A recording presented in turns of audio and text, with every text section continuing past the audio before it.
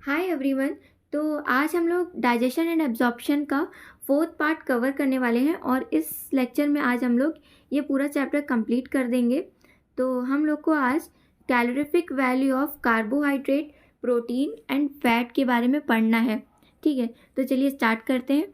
The energy requirement of animals and the energy content of food are expressed in terms of measure of heat energy.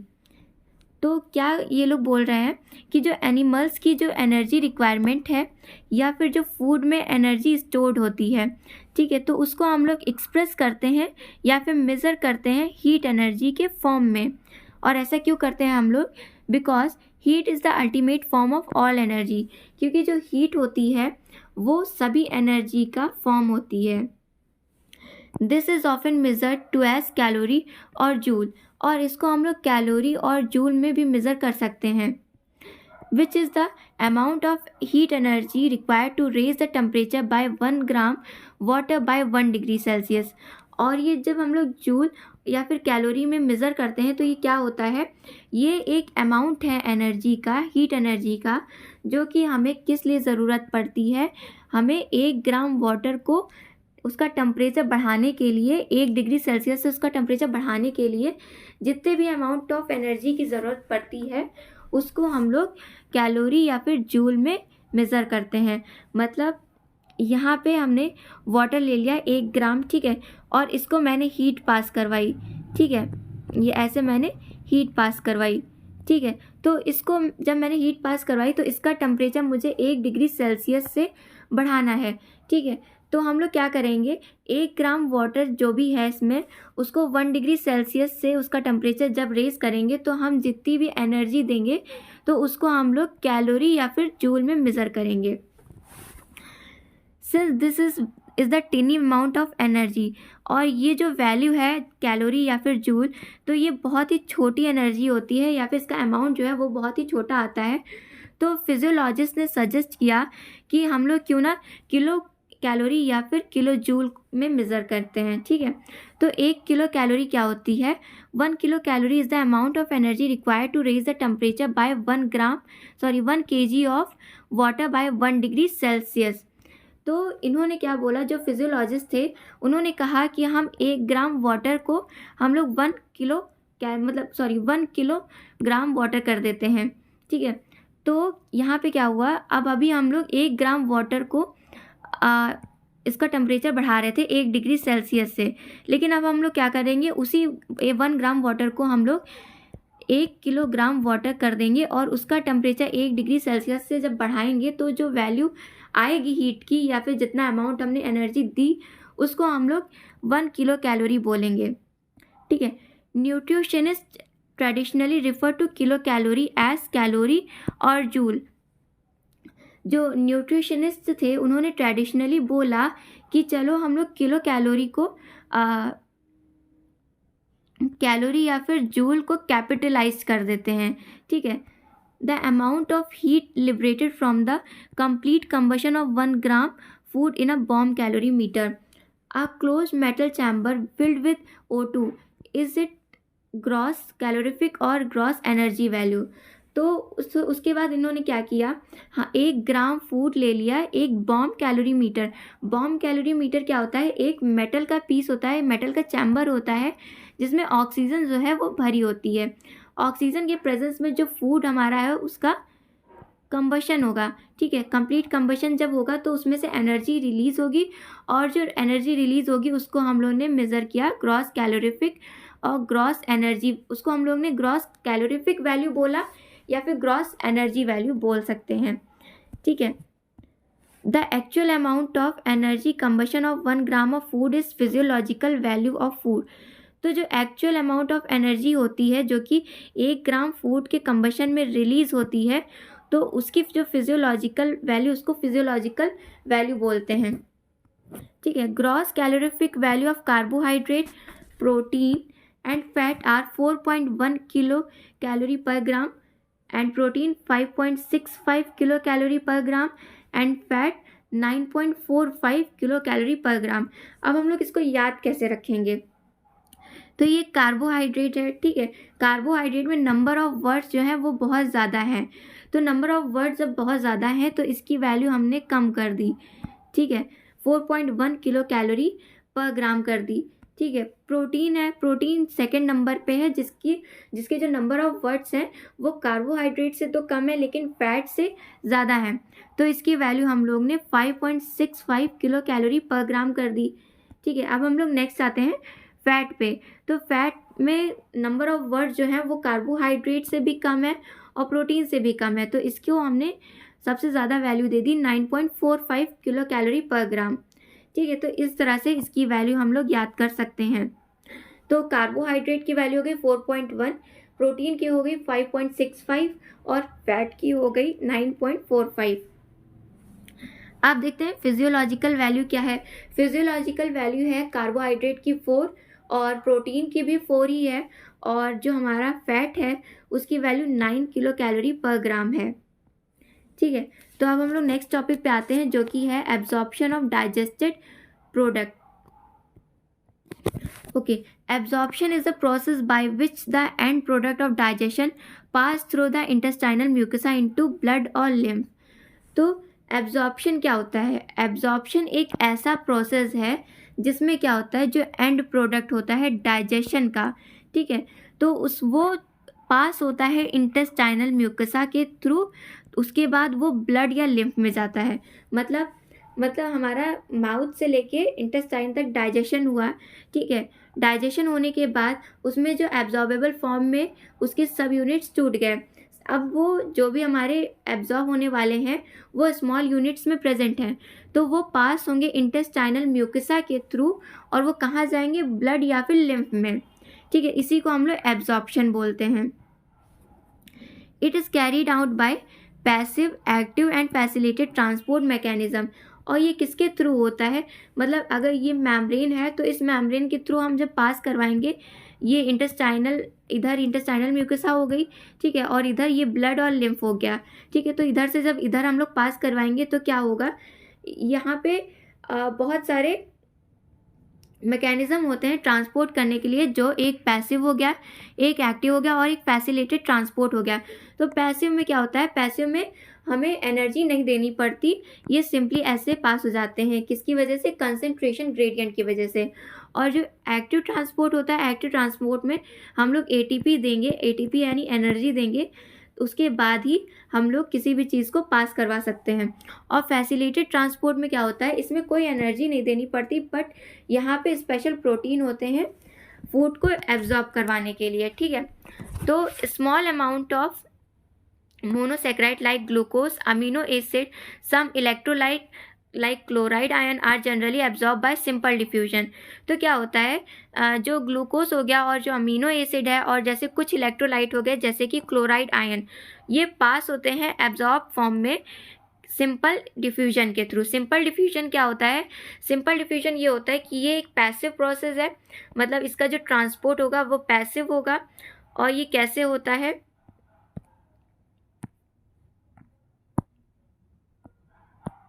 एक minute, अब जैसे यहाँ पे एक membrane बनी हुई है, ठीक है, और यहाँ पे हमारे बहुत सारे सॉल्यूट हैं, इधर ए की तरफ ज़्यादा सॉल्यूट है एज़ कम्पेयर टू बी की तरफ, यहाँ पे बहुत ही कम सॉल्यूट हैं, और यहाँ पे पानी भरा हुआ है, ठीक है, इधर भी पानी है, ठीक है। तो जो भी हमारा ये सॉल्यूट इधर प्रेजेंट है तो ये मूव करेगा हायर कंसंट्रेशन से, यहाँ पे सॉल्यूट की कंसंट्रेशन ज़्यादा है और इधर कम है, तो यहाँ हायर कंसंट्रेशन से लोअर कंसंट्रेशन की तरफ ये लोग मूव करेंगे, जिसकी वजह से जो भी ये पास करते हैं, इसमें ये प्रोसेस कौन सा होता है, ये एक पैसिव प्रोसेस है जिसकी वजह से कोई भी एनर्जी नहीं लगती और इसको हम लोग सिंपल डिफ्यूजन बोलते हैं।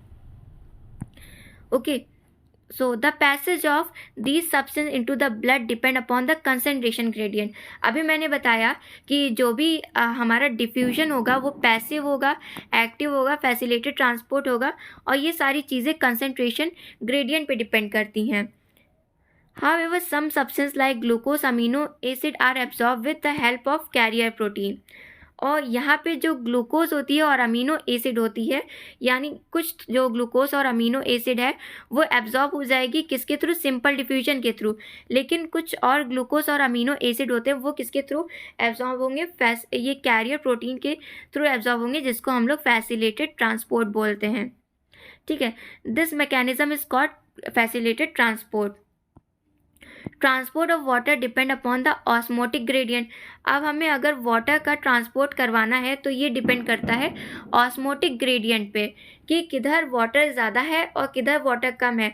वाटर हमेशा किधर से मूव करेगा, हाइयर कंसेंट्रेशन से लोअर कंसेंट्रेशन की तरफ। Active transport occur against the concentration gradient. और हमारा जो एक्टिव ट्रांसपोर्ट होता है उसमें एनर्जी लगती है, उसमें क्या होता है, एनर्जी लगती है, एटीपी लगती है, जिसकी वजह से वो लो कंसेंट्रेशन से हाई कंसेंट्रेशन की तरफ मूव कर सकते हैं। Hence require energy. Various nutrients like amino acid monosaccharide like glucose, electrolyte like Na+ are absorbed into the blood by this mechanism। और ऐसे बहुत सारे जैसे कि अमीनो एसिड हो गया, मोनोसेक्राइड हो गया, ग्लूकोज हो गया और कुछ इलेक्ट्रोलाइट जैसे कि Na+ हो गया, ये कैसे एब्जॉर्ब होते हैं, इस मैकेनिज्म के थ्रू एब्जॉर्ब होते हैं। Okay, so fatty acid and glycerol being insoluble. जब फैटी एसिड और ग्लिसरॉल जो होते हैं वो इनसॉल्युबल होते हैं, किसमें, वाटर में इनसॉल्युबल होंगे, तो इसलिए ये एब्जॉर्ब नहीं हो पाते, सिंपली ये इनका एब्जॉर्प्शन नहीं हो पाता। ठीक है, तो अब हम लोग नीचे चलते हैं। तो जो फैट है और ग्लिसरॉल है इनके लिए एक स्पेशल मैकेनिज्म होती है जिसके थ्रू इनका एब्जॉर्प्शन होता है। They are first incorporated into small droplet called micelles. ये सबसे पहले क्या करते हैं, ये इनकॉर्पोरेट हो जाते हैं स्मॉल छोटे छोटे ड्रॉपलेट्स में, जिसको हम लोग मिसल्स बोलते हैं।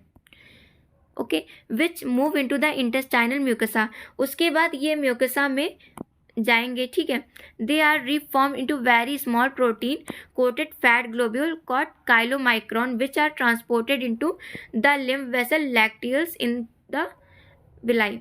तो पहले क्या होता है, सबसे पहले क्या होगा, ये लोग मिसल फॉर्मेशन करेंगे। एक मिनट,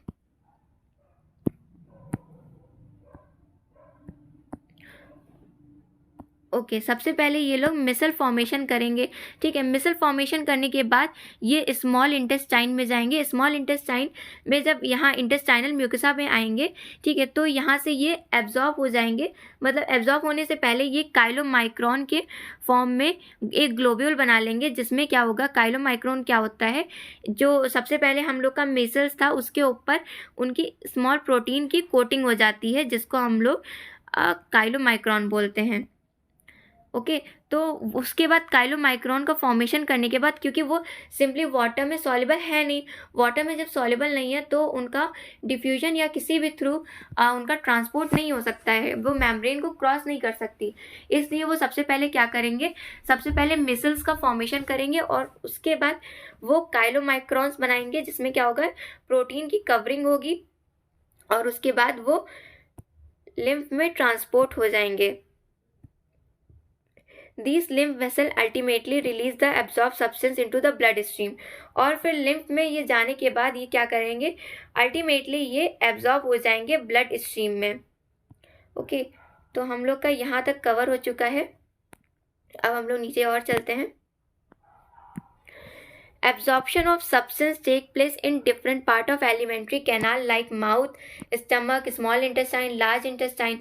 तो क्या होता है, एब्जॉर्प्शन जो हम खाना खाते हुए जब हमारे माउथ से लेके एलिमेंट्री कैनाल जो भी क्रॉस करता है, माउथ हो गया, फिर इसोफेगस हो गया, स्टमक हो गया, स्मॉल इंटेस्टाइन हो गया, लार्ज इंटेस्टाइन हो गया, तो इसमें क्या होता है, एब्जॉर्प्शन होते हुए धीरे धीरे आता है। ठीक है, जैसे कि कोई भी सर दर्द की दवा या फिर पेन किलर ले लीजिए, तो वो माउथ से तुरंत नीचे जाते ही वो एब्जॉर्ब होना स्टार्ट कर देती है। क्यों, क्योंकि वो माउथ में ही घुलना स्टार्ट हो जाती है, जिसकी वजह से उसका एब्जॉर्प्शन ईजिली हो जाता है।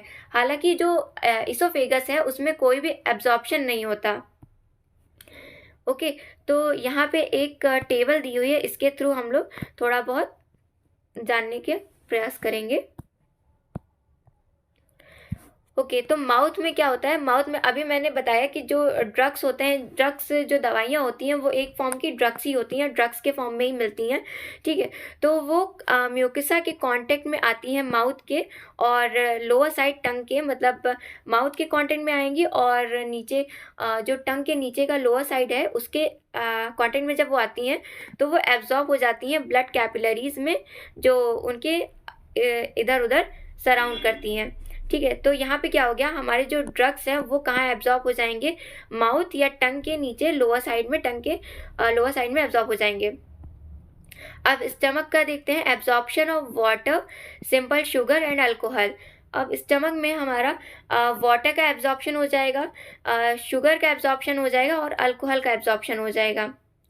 स्मॉल इंटेस्टाइन पे देखते हैं, principal organ for absorption of nutrients, the digestion is completed here. यहाँ पे क्या होगा, ये एक ऑर्गन है न्यूट्री एब्जॉर्प्शन के लिए, ठीक है। यहाँ पे एक स्मॉल इंटेस्टाइन मेजर ऑर्गन है एब्जॉर्प्शन के लिए, ठीक है। तो डाइजेशन यहाँ पे कंप्लीट हो जाएगा, यहाँ पे स्मॉल इंटेस्टाइन में डाइजेशन कंप्लीट हो जाएगा और जो फाइनल प्रोडक्ट होगा डाइजेशन का, जैसे कि ग्लूकोज हो गया, फ्रक्टोज हो गया, फैटी एसिड हो गया, ग्लिसरॉल हो गया, अमीनो एसिड हो गया, ये यहाँ पे एब्जॉर्ब हो जाएंगे या तो ब्लड के थ्रू या तो लिम्फ में एब्जॉर्ब हो जाएंगे। अब हम लोग देखते हैं लार्ज इंटेस्टाइन का, यहाँ पे एब्जॉर्प्शन ऑफ वाटर होगा, मिनरल होगा और ड्रग्स होगा, ठीक। तो यहाँ पे हम लोग ने ये टेबल की भी कवर कर ली। अब हम लोग नीचे वाले पैराग्राफ पे आते हैं। The absorb substance finally reach the tissue which utilize them for their activity. अब क्या होगा, जो एब्जॉर्प्शन हो गया सब्सटेंस का, वो फाइनली अपने स्थान पे पहुंच जाएंगे, अपनी जगह पे पहुंच जाएंगे, कहाँ पे, टिश्यू में पहुंच जाएंगे। और फिर जो टिश्यू होंगे वो उनको यूज़ करेंगे एनर्जी के फॉर्म में फर्दर एक्टिविटीज़ के लिए, ताकि हम जो भी एक्टिविटी परफॉर्म करें, ठीक है, तो उसके थ्रू वो एनर्जी रिलीज कर सके, और इसी को हम लोग एसिमिलेशन बोलते हैं। क्या बोलेंगे, assimilation. The digestive waste solidified into coherent feces in the rectum initiate a neural reflex causing an urge or desire for its removal.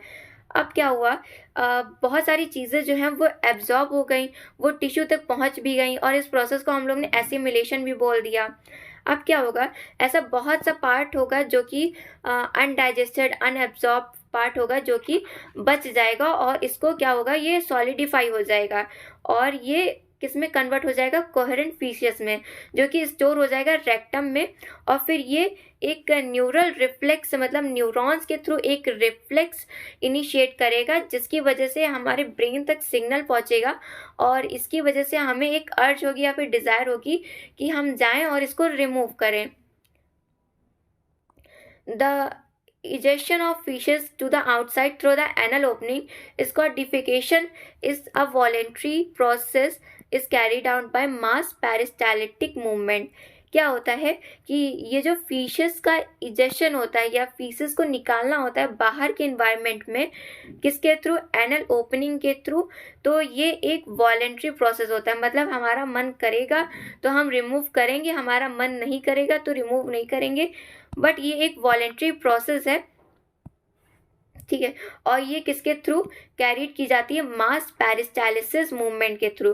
Peristalsis movement क्या होता है, ये मसल्स का मूवमेंट होता है जिसकी वजह से ये कॉन्स्ट्रिक्शन और रिलैक्सेशन करती हैं, ठीक है। जैसे कि यहाँ पे कोई भी फूड मटेरियल है, ठीक है, और ये हमारी इधर मसल है, ठीक है। तो जब ये नीचे आएगा तो यहाँ पे ये जो मसल्स हैं ये कॉन्स्ट्रिक्ट करेंगी, और जो ये ऊपर वाली मसल है ये रिलैक्स करेंगी, जिसकी वजह से इस पर एक फोर्स लगेगा, जिसकी फोर्स की वजह से वो धीरे धीरे वो पास होता जाएगा, और इसी को पेरिस्टालिटिक मूवमेंट बोलते हैं। ये इसोफेगस में भी होता है और ये एनल कैनाल में भी होता है। तो अब हम लोग अपने लास्ट टॉपिक पे आ जाते हैं, जिसका नाम है डिसऑर्डर ऑफ डाइजेस्टिव सिस्टम। अब डिसऑर्डर, अब हमें डाइजेस्टिव सिस्टम पढ़ा है तो उसके कुछ डिसऑर्डर्स भी होंगे, तो अब हम लोग वो पढ़ते हैं। The inflammation of the intestinal tract is the most common element due to bacterial और वायरल इन्फेक्शन। जो इंटेस्टाइनल का ट्रैक का जो इन्फ्लेमेशन होता है या फिर किसी भी कारण जो डिसऑर्डर हो जाती है उसको, वो ज़्यादातर कॉमन होता है बैक्टीरियल या फिर वायरल इन्फेक्शन की वजह से। कोई और भी कारण हो सकता है, बट मोस्ट कॉमनली क्या होता है, ये बैक्टीरियल या फिर वायरल इन्फेक्शन की वजह से इनमें इन्फ्लेमेशन हो जाती है। जैसे कि ये इन्फेक्शन क्या क्या हो गए, ये इन्फेक्शन किसके थ्रू कॉज होते हैं, ये चलिए देख लेते हैं। इंटेस्टाइन में ये इन्फेक्शन जो है वो पैरासाइट्स के थ्रू होंगे। जो पैरासाइट्स हैं वो टेप वॉर्म हो गया, राउंड वॉर्म हो गया, थ्रेड वॉर्म हो गया, हुक वॉर्म हो गया, पिन वॉर्म हो गया। तो ये सारी चीज़ें हो गई, एक टेप वॉर्म हो गया, राउंड वॉर्म हो गया, थ्रेड वॉर्म हो गया, हुक वॉर्म, पिन वॉर्म। तो हम लोग बाकी और टॉपिक पे आते हैं, जैसे कि जॉइंडिस हो गया। जॉइंडिस क्या होती है, ये the liver is affected, skin and eyes turn yellow due to the deposit of bile pigment. तो जॉइंडिस क्या होता है, ये एक लिवर का इन्फ्लेमेशन हो जाता है जिसकी वजह से स्किन और आईज का कलर जो है वो येलो हो जाता है। क्यों हो जाता है, क्योंकि बाइल पिगमेंट यहाँ से बिलिरुबिन बिलिवर्डिन निकलता है, ठीक है। तो यहाँ से जो येलो पिगमेंट है वो डिपॉजिट हो जाता है हमारे आँख में या फिर हमारे स्किन के लोअर सरफेस पे, जिसकी वजह से पीलिया, इसको पीलिया भी बोलते हैं, जिसकी वजह से पीलिया हो जाती है और इसको हम लोग जॉइंडिस बोलते हैं, ठीक है। तो ये एक लीवर की इन्फ्लेमेशन है। अब हम लोग वॉमिटिंग पे आते हैं। It is the ejection of stomach content through the mouth. यहाँ पे क्या होता है, जो भी हम लोग फूड खाते हैं वो माउथ से इसोफेगस में जाता है, इसोफेगस में स्टमक में जाता है, ठीक है। तो स्टमक में जब जाता है तो कभी कभी उसका डाइजेशन नहीं हो पाता, तो डाइजेशन ना हो पाने के कारण उसका इजेक्शन हो जाता है, ठीक है। तो इसका इजेक्शन होगा और इसी इजेक्शन को हम लोग वॉमिटिंग बोलेंगे। This reflex action is controlled by vomit centre in the medulla. तो ये एक रिफ्लेक्स एक्शन क्या होता है कि हमें मन करता है कि हम अपने जो भी फूड हमने खाया है, खाना खाया है, वो इजेक्ट कर दें, वॉमिट कर दें। क्यों, क्योंकि जो रिफ्लेक्स एक्शन क्रिएट होगा हमारे माइंड में, जो कि मेड्यूला ऑब्लंगाटा के थ्रू, वहाँ वॉमिटिंग सेंटर है, उसके थ्रू कंट्रोल होता है, जिसकी वजह से हमें एक अर्ज होती है कि हाँ हम वॉमिट कर दें। A feeling of nausea proceed vomiting, और ये जो नोशिया की फीलिंग है ये प्रीसीड करती है वॉमिटिंग को। ओके, तो हम लोग थर्ड पार्ट पे आते हैं, जो कि है diarrhoea. Diarrhoea is the abnormal frequency of bowel movement and increased liquidity of the faecal discharge is known as diarrhoea. It reduces the absorption of food. अब डायरिया में क्या होता है, ये एक एबनॉर्मल फ्रीक्वेंसी होती है बॉवेल मूवमेंट की, जिसमें लिक्विडिटी जो होती है फीकल मटेरियल की वो बढ़ जाती है, जिसकी वजह से यहाँ पे एक एबनॉर्मल फ्रीक्वेंसी हो जाती है बॉवेल मूवमेंट की, जिसको हम लोग डायरिया बोलते हैं। और जब डायरिया होता है तो ये रिड्यूस कर देता है फूड के एब्जॉर्प्शन को, मतलब फूड जो है वो एब्जॉर्ब नहीं हो पाएगा। क्यों, क्योंकि उसको एब्जॉर्ब होने का पहली बार तो टाइम ही नहीं मिलेगा, क्योंकि बार बार फ्रीक्वेंसी जो है हमारी बॉवेल मूवमेंट की वो हो रही है, ठीक है।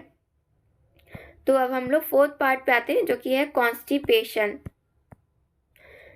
इन constipation the faeces are retain within the colon as the bowel movement occur irregularly.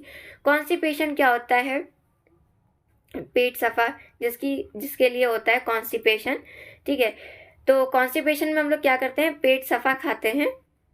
तो इसमें क्या होता है कि जो फीकल मटेरियल होता है वो हमारे कोलॉन पार्ट में रहता है, क्योंकि उसका जो मूवमेंट है वो इरेगुलर है, आप रेगुलरली रिलीज नहीं कर रहे हो, जिसकी वजह से आपको कॉन्स्टिपेशन हो गया है और जो फीसेस है वो रिटेन रह रहा है कोलॉन में। तो इसका जो सेकेंड लास्ट पार्ट है वो है ingestion. Ingestion in this condition the food is not properly digested. इस कंडीशन में क्या होता है, जो फूड होता है वो प्रॉपरली डाइजेस्ट नहीं होता। एक फीलिंग रहती है कि हाँ कुछ पेट में भरा हुआ है, मन नहीं कर रहा खाने का, क्योंकि फूड जो है जो पहले खाया हुआ था वही डाइजेस्ट नहीं हुआ, तो आप ऊपर से कैसे और खा लोगे। The causes of indigestion are inadequate enzyme secretion, anxiety, food poisoning, over eating spicy food, ठीक। तो इनडाइजेशन के कॉजेज़ क्या होते हैं, क्यों ये इनडाइजेशन होती है, क्यों हमारा फूड जो है वो प्रॉपरली डाइजेस्ट नहीं होता है, क्योंकि या तो एंजाइम का सीक्रेशन अप्रॉक्सीमेटली नहीं हो रहा है, या फिर आपको एनेक्साइटी है, या फिर फूड पॉइजनिंग हो गया, या ओवर ईटिंग हो गया, या स्पाइसी फूड है। ठीक है, जनरली हमारी एज के बच्चों में क्या होता है, ओवर ईटिंग या फिर स्पाइसी फूड की वजह से इनडाइजेशन होता है। ठीक है, तो लास्टली हम लोग लास्ट पार्ट पे आ चुके हैं, जो कि है PEM, जिसको हम लोग क्या बोलते हैं, protein energy malnutrition. Okay, तो ये dietary deficiency of protein and total food calorie are wide spread in many under developed country of South East Asia. क्या होता है डाइटरी डेफिशिएंसी, मतलब आप प्रॉपर डाइट नहीं ले रहे हो, ठीक है, जिस प्रोटीन और कैलोरी की, जिसकी वजह से आपकी डाइट में कुछ डेफिशिएंसी हो गई है, किसकी, प्रोटीन की और कैलोरी की, जिसकी वजह से ये PEM होता है, जो कि प्रोटीन एनर्जी माल न्यूट्रिशन है, और ये ज़्यादा कहाँ पाई जाती है, साउथ या साउथ ईस्ट एशिया में। साउथ अमेरिका हो गया, वेस्ट एंड सेंट्रल अफ्रीका हो गया, यहाँ पे भी ये डेफिशिएंसी पाई जा रही है mostly. Protein energy mall nutrition PEM may affect large section of the population during drought, famine and political turmoil। क्या होता है, ये प्रोटीन एनर्जी माल न्यूट्रिशन कब होता है, जब पॉपुलेशन जो है जो ड्रॉट से सफ़र करती है, ठीक है, या फेमाइन से सफ़र करती है, या फिर कोई भी पॉलिटिकल टर्मोइल हो गया, उसकी वजह से ये जो PEM है, जो भी डेफिशिएंसी है वो होती है। ठीक है, दिस हैपेंड इन, मतलब होता है क्या है, ड्रॉट के टाइम में या फेमाइन के टाइम में, या फिर पॉलिटिकल कोई भी इशू है, तो उस टाइम पे क्या होता है, हमें एडिक्वेट अमाउंट ऑफ फूड नहीं मिल पाता, या फिर अगर मिलता है तो उसमें प्रोटीन कंटेंट या फिर उसमें कैलोरी कंटेंट बहुत ही कम होता है, जिसकी वजह से अगर ज़्यादा दिन तक आपको ये दोनों चीज़ें नहीं मिल रही हैं, दोनों की डेफिशिएंसी हो रही है, तो आपको होना ये आवश्यक हो जाता है कि प्रोटीन एनर्जी माल न्यूट्रिशन हो जाए। और आपको खाना तभी नहीं मिलेगा जब कोई भी ड्रॉट की कंडीशन है, या फेमाइन, या फिर पॉलिटिकल इशू, या फिर कुछ और भी हो सकता है। So this happened in Bangladesh. तो ये कब हुआ था, मतलब कहाँ हुआ था, बांग्लादेश में यही हुआ था। कब, during the liberation war in Ethiopia during the severe drought in mid 80s में क्या हुआ था, बांग्लादेश में वॉर वगैरह हुई थी, जिसकी वजह से ड्रॉट हो गया था, जिसकी वजह से ये PEM बहुत हो गया था लोगों में या फिर बच्चों में, क्योंकि जनरली बच्चे ही इन सब चीज़ों से ज़्यादा अफेक्ट होते हैं। PEM affect infant and children to produce marasmus and kwashiorkor। तो ये PEM के कारण, PEM जो प्रोटीन एनर्जी माल न्यूट्रिशन है, इसकी वजह से दो चीज़ें होती हैं, एक हमारा मरसमस हो गया, एक क्वाशिकोर हो गया। सबसे पहले हम लोग मरसमस के बारे में देखते हैं। Marasmus is produced by a simultaneous deficiency of protein and calorie। मरसमस में क्या होगा कि डेफिशिएंसी हो जाएगी प्रोटीन की और कैलोरी की। It is found in infant less than a year in age. और ये ज़्यादातर मेजरली किस में होता है, जो बच्चे जो कि 1 साल से भी छोटे हैं। ठीक, if mother's milk is replace too early by other food which are poor in both protein and calorific value. ये जो मरसमस है वो एक प्रोटीन और कैलोरी की डेफिशिएंसी की वजह से होता है, और ये 1 साल से छोटे बच्चों को होता है। और क्या होगा इसमें, अगर जो मदर का मिल्क है वो रिप्लेस कर दिया जाए बहुत ही जल्दी, मतलब कहा जाता है कि 6 से 8-9 महीने तक उनको मदर्स मिल्क देना चाहिए बच्चों को, जो छोटे बच्चे होते हैं तो उनको 6 से 8 या 9 महीने तक देना चाहिए। लेकिन अगर वो रिप्लेस हो गया है किसी भी लो फूड प्रोटीन या फिर कैलोरीफिक वैल्यू कंटेंट से, तो उनको ये सिचुएशन फेस करनी पड़ सकती है। This often happen if the mother has second pregnancy. और ये बहुत ही कॉमन है अगर मदर की सेकेंड प्रेगनेंसी है। और child birth when the older infant is too young, या फिर अगर पहला वाला जो बेबी है वो बहुत ही बड़ा है और ये जो दूसरा है वो बहुत ही छोटा है, तो ये कंडीशन हो सकती है। In marasmus protein deficiency impair growth and replacement of tissue protein. extreme emaciation of body and thinning of limb result. The skin become dry and thin and wrinkle. तो मरसमस में क्या होगा, ग्रोथ जो है वो रुक जाएगी. ठीक है, रिप्लेसमेंट टिश्यू प्रोटीन के जो रिप्लेसमेंट होने लगेगा और बॉडी की थिनिंग होने लगेगी. जो स्किन है वो ड्राई, थिन, ब्रिंकल, ये सारी सिचुएशन आपको फेस करनी पड़ सकती हैं. Growth rate and body weight, जो ग्रोथ रेट है वो घट जाएगा, बॉडी वेट जो है वो घट जाएगा धीरे धीरे considerably. Even growth and development of brain and mental faculties are impaired. जो ग्रोथ है और डेवलपमेंट है ब्रेन का, वो सारी चीज़ें रुक जाएंगी. और लास्टली हम लोग आते हैं क्वाशीकोर पे. ओके, तो क्वाशीकोर क्या है, is produced by protein deficiency unaccompanied by calorie deficiency. यहाँ पे क्या होता है, ये क्वाशीकोर जो होता है या क्वाशीकर जो होता है वो एक प्रोटीन डेफिशिएंसी की वजह से होता है. जो मरसमस था वो प्रोटीन और कैलोरी दोनों से था, और जो क्वाशीकोर है वो प्रोटीन डेफिशिएंसी. देखो पहले मरसमस आया, ऊपर मरसमस दिया है तो उसमें दोनों इन्वॉल्व थे, पी एंड सी. ठीक है, पी एंड सी यानी प्रोटीन डेफिशिएंसी और कैलोरी डेफिशिएंसी. क्वाशीकोर है तो ये सिर्फ प्रोटीन डेफिशिएंसी की वजह से इन्वॉल्व है, इससे आप याद कर सकते हो. ठीक, it result from the replacement of mother milk. ये क्या होता है, ये किसकी वजह से होता है कि मदर का मिल्क अगर हाई कैलोरीफिक वैल्यू से रिप्लेस हो गया, मतलब आप जो भी कोई भी फूड आइटम दे रहे हो बेबी को जो कि बिटवीन 2 ही 3 महीने का है, ठीक है, तो उसका अगर मदर मिल्क जो है वो आप हाई कैलोरीफिक वैल्यू और लो प्रोटीन से बदल रहे हो, तो इसमें क्या होगा, उसको कैलोरी वैल्यू तो मिल जाएगी, हाई कैलोरी तो मिल जाएगी, बट प्रोटीन उसको डाइट में नहीं मिल पाएगी, जिसकी वजह से आपको क्वाशीकोर फेस करना पड़ सकता है. ठीक, ये भी किस में होता है, ये 1 साल से बड़े बच्चों में होता है, in child more than 1 year. जो मरसमस था वो बिलो 1 ईयर था और ये मोर देन 1 ईयर है. लाइक मरसमस, जैसे कि मरसमस में हुआ, kwashiorkor shows wasting of muscles, thinning of limb, failure of growth and brain development. इसमें भी वही सारी चीज़ें होंगी जो मरसमस में हुई थी, जैसे कि मसल्स की थिनिंग हो गई थी, लिम्स की थिनिंग हो गई थी, ग्रोथ नहीं हो रहा था, डेवलपमेंट नहीं हो रहा था, जो स्किन थी वो ड्राई, थिन, ब्रिंकल हो जा रही थी. बट अनलाइक मरसमस, लेकिन जो मरसमस में नहीं हुआ, ऐसा क्या होने वाला है, some fat is still under skin. कुछ फैट जो है वो अभी भी स्किन में बचेगा, यानी बिल्कुल भी थिनिंग नहीं हो जाएगी as compared to marasmus. Moreover extensive oedema and swelling of body part are seen. ये क्या होता है, ओडेमा और swelling of body part are seen, कहाँ थोड़ी थोड़ी कहीं कहीं पे जगह पे स्वेलिंग हो जाती है, जिसकी वजह से, किसकी वजह से, क्वाशीकोर की वजह से. तो ये सारी डिसऑर्डर्स हो गए हमारे किसके, डाइजेस्टिव सिस्टम के, और यहाँ पे ये हमारा चैप्टर कंप्लीट होता है. इसके बाद रेस्पिरेशन वाला चैप्टर आएगा जिसको हम लोग नेक्स्ट पार्ट में कवर कर पाएंगे. ठीक है, इधर थोड़े दिन बहुत ही लेट हो गया इसको अपलोड करने में, क्योंकि मेरे भी कुछ पेपर चल रहे थे.